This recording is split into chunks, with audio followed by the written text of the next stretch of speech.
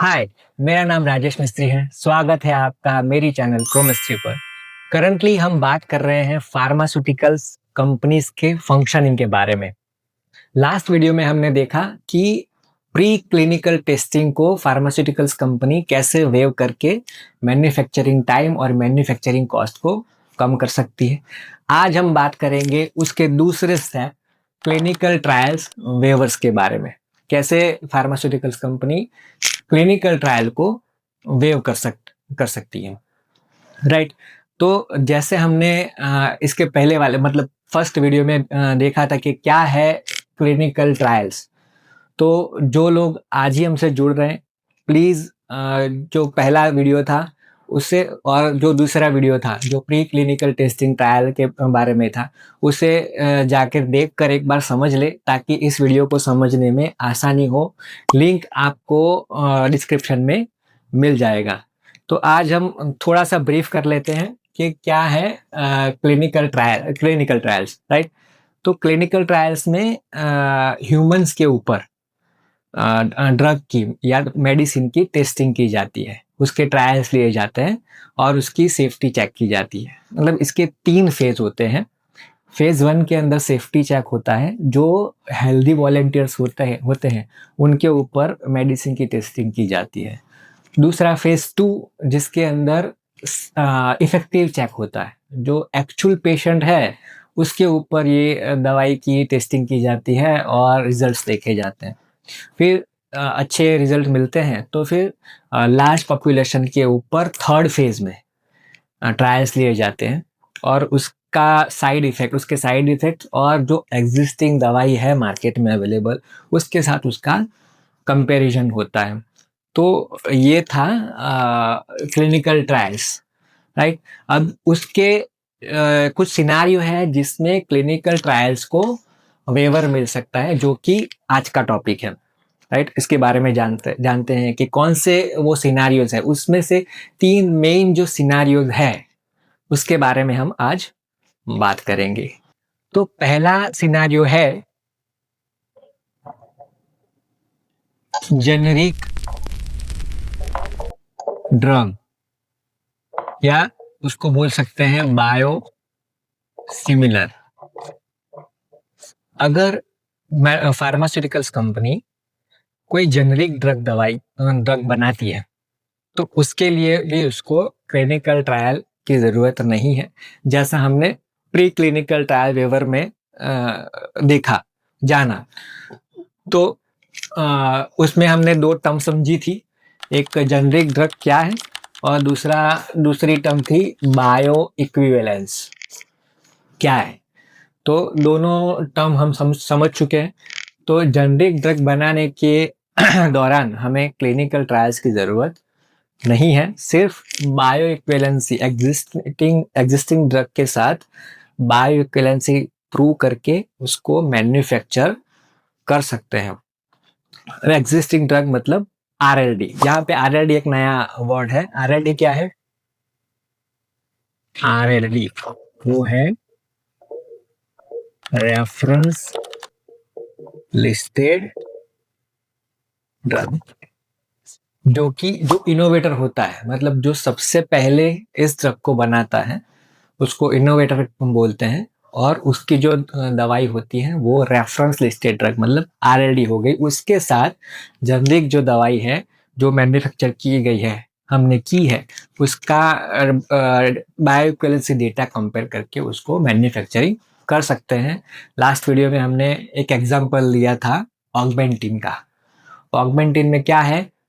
Amoxicillin और क्लेवुलेनिक acid, और उसकी जेनेरिक ड्रग है एमोक्सिक्लेव। उसमें सेम कंपोनेंट है एमोक्सिसिलिन और क्लेवुलेनिक एसिड, और दोनों का बायोसिमिलर बायोइक्विवेलेंस डेटा प्रूव करके हम जेनेरिक ड्रग एमोक्सिक्लेव मैन्युफैक्चरिंग कर सकते हैं, राइट। तो ये हो गया फर्स्ट सिनेरियो। दूसरा सिनेरियो है drug approved in other regulated market। मतलब अदर रेगुलेटरी मार्केट जैसे यूएस हो गया, ऑस्ट्रेलिया होगा, यूरोप हो गया, उस रेगुलेटरी मार्केट के अंदर कोई ब्रांडेड दवाई अवेलेबल है, राइट। तो और वो इंडिया में अवेलेबल नहीं है, तो वो दवाई इंडिया में अगर हम बनाते हैं उसके जैसी दवाई, तो वो दवाई हो गई सेम उसके जैसी, मतलब जेनरिक ड्रग हो गई। तो उसके लिए हमें कोई क्लिनिकल ट्रायल्स के अप्रूवल की ज़रूरत नहीं है। क्यों? क्योंकि वो एक्सटेंसिवली यूज्ड है अदर मार्केट में, अवेलेबल है, राइट। अगर अवेलेबल है उसका मतलब है कि इसके pre clinical data, clinical data, सारे डेटा अवेलेबल है, राइट। फेज 1 2 3 सब हो चुका है। तो हमें अगर सेम दवाई यहाँ इंडिया के लिए, जो इंडिया के लिए न्यू मॉलिक्यूल है, क्योंकि अभी तक इंडिया में अवेलेबल नहीं है, तो इंडिया के लिए वो न्यू मॉलिक्यूल है, लेकिन ग्लोबली वो मॉलिक्यूल नया नहीं है, न्यू नहीं है, राइट, ऑलरेडी अवेलेबल है। तो सारे डेटा अवेलेबल है, तो हमें उस सारे डेटा को करने की ज़रूरत नहीं है। इंडियन पॉपुलेशन के लिए भी उसकी सेफ्टी को माना जा सकता है। इसीलिए other drug approved in other regulated market जो भी है, सेम ड्रग बनाने के लिए, सेम प्रोसेस से सेम ड्रग बनाने के लिए भी हमें क्लिनिकल ट्रायल्स करने की ज़रूरत नहीं है। फार्मास्यूटिकल्स कंपनी उसको वेव कर सकती है, राइट। अब थर्ड सिनेरियो है लाइफ थ्रेटनिंग और रेयर डिसीज, राइट।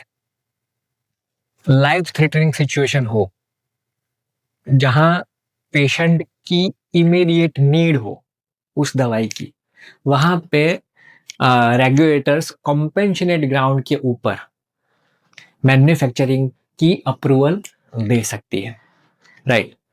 कंपेंशनेट ग्राउंड मतलब कि उसकी कंडीशंस होते हैं, राइट।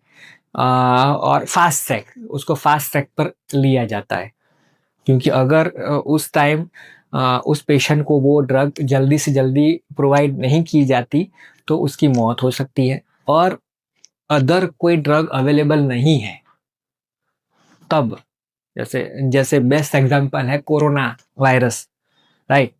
वी ऑल नो कि जहाँ पे कोरोना वायरस की कोई एग्जिस्टिंग वैक्सीन नहीं थी, तो उसको नए से ही उसको रिसर्च करके बनाना था, right. That was NC, right, new molecule.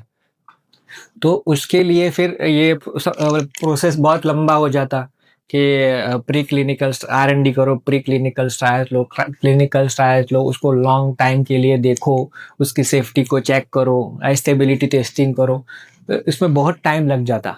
तब तक यहाँ पे पेशेंट मर रहे थे, तो इमीडिएट पेशेंट नीड थी, तो रेमडेसिविर इंजेक्शन को फास्ट ट्रैक पर लिया गया, राइट। और उसकी मैन्युफैक्चरिंग की अप्रूवल दी गई। मैन्युफैक्चरिंग की अप्रूवल के साथ साथ फार्मा कंपनीज ने मैन्युफैक्चरिंग तो की, लेकिन साथ में उसके टेस्टिंग को कंटिन्यू रखा। जो उसके टेस्टिंग होते हैं, क्लिनिकल ट्रायल्स और वो सब, उसको साथ में कंटिन्यू रख के उसको मैन्युफैक्चरिंग कर सकते हैं। वो हो गई कंडीशंस, राइट। तो कंपेंशनेट ग्राउंड हो गया एक एक एक, एक टाइप से। तो इस हिसाब से फिर लाइफ थ्रेटनिंग सिचुएशन जब होती है, तब रेगुलेटर्स इसे वेव करने की परमिशन देते हैं, राइट, कंपेंशनल ग्राउंड पर, राइट। सेम वैसे ही जैसे रेयर डिसीज होती है, तो रेयर डिसीज में क्या होता है कि वो उसके ज़्यादा पेशेंट होते नहीं हैं, बहुत एक आध दो पेशेंट होते हैं, जिसके लिए वो दवाई को बनाना पड़ता है। तो अगर वो दवाई बनाते हैं तो उसमें भी अगर टेस्टिंग में टाइम लगेगा, तो जो पेशेंट है उसको इमीडिएट नीड है, उस तक वो नहीं पहुंच पाएगी टाइम पर। तो इसीलिए भी रेगुलेटर्स उसको वेव करने की परमिशन देते हैं, उसको फास्ट ट्रैक पर ले लेते हैं, राइट, ताकि पेशेंट को वो जल्दी से जल्दी पहुंचाई जा सके। और रेयर डिसीज के अंदर तो ज़्यादा पेशेंट भी नहीं होते कि हेल्थ जो एक्चुअल पेशेंट है फेज 2 के अंदर उसका टेस्टिंग किया जाए, इसलिए फिर वो सिनारियो भी नहीं बनता है, राइट।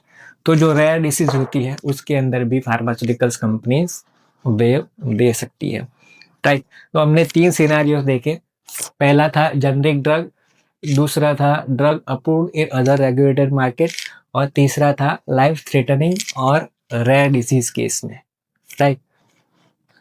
तो अब तक हमने जाना इन सारे वीडियोस में कि कैसे फार्मास्यूटिकल्स कंपनीज के फंक्शनिंग क्या है वो स्टेप्स जो वो ओमिट करके मैन्युफैक्चरिंग टाइम और मैन्युफैक्चरिंग कॉस्ट को कम कर सकती है, कब ओमिट कर सकती है।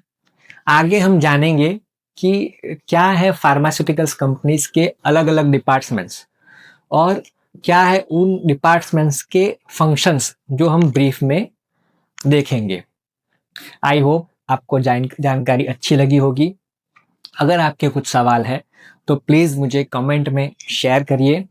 इस चैनल को लाइक, शेयर और सब्सक्राइब करना मत भूलिएगा और बने रहिए मेरे साथ क्रोमेस्ट्री पर।